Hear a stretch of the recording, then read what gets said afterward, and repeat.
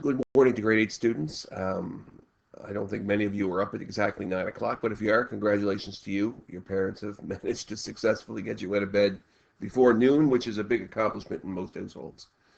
So today we're doing our fourth reach back in grade 8 math. For Mr. Coyle, Ms. Gerard students, this is your second. So I know the numbers don't kind of jive for where you're at, but we're at our fourth. If you'd like to download a copy, you don't have to, but if you'd like to, go to tinyurl.com/reachback4G8 for grade 8. Send a picture of your work to your teacher using their cloud.edu.pe.ca account. And if you're having difficulty with these, you should be using yesterday's answers and corrections to help you solve today's questions. So if you haven't watched yesterday's answer video and you have not written down all of the mistakes you made and on yesterday on Reachback 3, then you really aren't advancing your learning at all, and you need to be doing that. So please make sure you watch those answers video. I know yesterday's was kind of long. We'll try and keep them a little shorter in the future, but you need to understand those concepts in order to be successful next year in grade 9. So without further ado, here are your questions today. Your first question is from Ratio, Rate, and Proportional Reasoning in Chapter 2.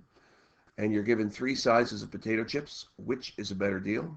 So if I were you, I would explore cost to mass ratios, and I would create a unit rate using cost to mass. Also, mass should probably be expressed not as 1 gram but 100 grams, but it's up to you. Question 2 comes from Chapter 3 on Pythagorean relationship. It says determine the approximate square root without a calculator. Place your estimation and number line between 2 perfect squares. The next question, which is kind of a little off here, so I'll have to adjust it. There we are. From Chapter 4 says, using $128, calculate the appropriate percents for each mentally. Use work if applicable, or show your work if applicable. So remember that this comes from grade 7, not from grade 8. And when we do return to school, you will be using the grade 8 learning instead of just the grade 7. Question 4 comes from Chapter 5 on surface area. It says, what is the surface area of this cylinder?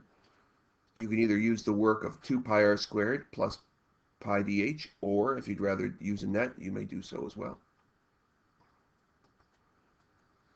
Question 5 comes from Chapter 6 on fraction operations. It says, solve this expression.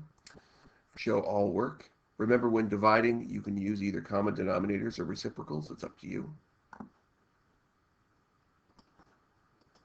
Your next question comes from Chapter 8 on integers.